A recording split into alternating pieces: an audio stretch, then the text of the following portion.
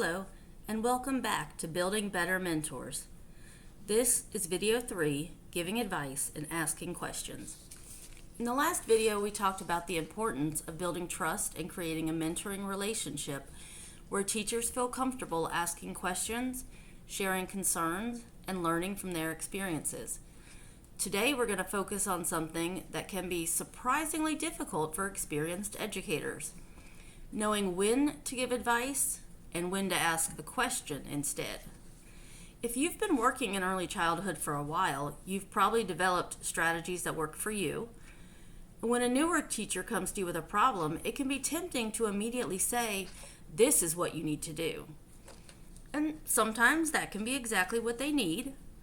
But many times, giving them the answer too quickly can prevent the teacher from developing their own ability to think through a problem. So let's look at how we can use reflective questions to help educators become more confident and independent problem solvers.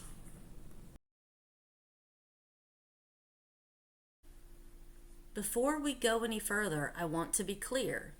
Giving advice isn't bad. Someone who has been teaching for a long time has lots of knowledge and experience. And sharing that experience is one of the most valuable things a mentor has to offer. There are times when a newer teacher genuinely needs information. Maybe they don't know how to complete a required form. Maybe they've never used this particular curriculum. Maybe they've never dealt with this particular situation before. And in these situations, sharing the knowledge you have can be incredibly helpful. The challenge is being able to recognize the correct situation. Does this teacher need an answer, or do they need help thinking through a problem? One simple strategy is ask before you give advice. When someone comes to you with a problem, try asking 1 or 2 questions before jumping in with a solution. For example, you could ask, "What have you tried so far? What do you think is causing the problem? What have you noticed? What do you think might work?" These questions help us understand what the teacher is thinking. They also give us information about the kind of support they actually need. There are a few types of questions that can be useful in mentoring conversations. First, we can ask observation questions. These questions help the teacher slow down and focus on what they're actually seeing and hearing. They can help the teacher notice patterns, behaviors, or responses that they may not have considered before. Some examples are, what did you notice about the children during the activity? What happened right before the behavior started? How did the child respond when you changed your approach? And what do you think worked well and what didn't? Next are reflective questions. These encourage the teacher to think more deeply about what happened and consider why something may have worked or why it may not have worked. They can also help the teacher think about what they might try differently in the future. For example, why do you think that worked? What do you think made that situation difficult? What might you do differently next time? What did you learn from that experience? We can also use solution-focused questions that help teachers consider possible solutions and decide what they may want to try next. These encourage the teacher to think about different options and choose an approach that makes sense in a particular situation. You could ask, what are some things you could try? What other options might you consider? Which option do you think would work best for your classroom? What do you think might happen if you tried that approach? And finally, we can ask strength-based questions that help teachers recognize their own skills, successes, and areas of growth. These questions can help move the conversation from focusing only on what went wrong to recognizing what the teacher is doing really well.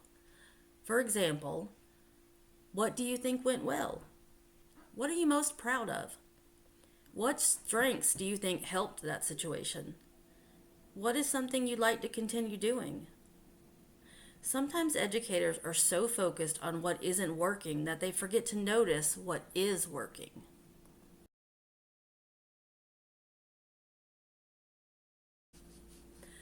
There's one important caution here. It is possible to ask too many questions. We don't want mentoring conversations to feel like an interrogation. If someone says they're struggling and we respond with 10 questions in a row, they may feel like they're being tested. Questions should feel like an invitation to think, not a quiz.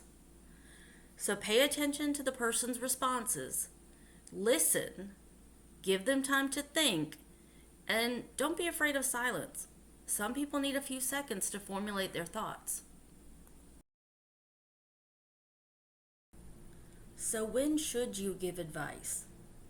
Well, you can give advice if you have information that they don't have, or if there is a safety, ethical, or policy issue that requires a clear response.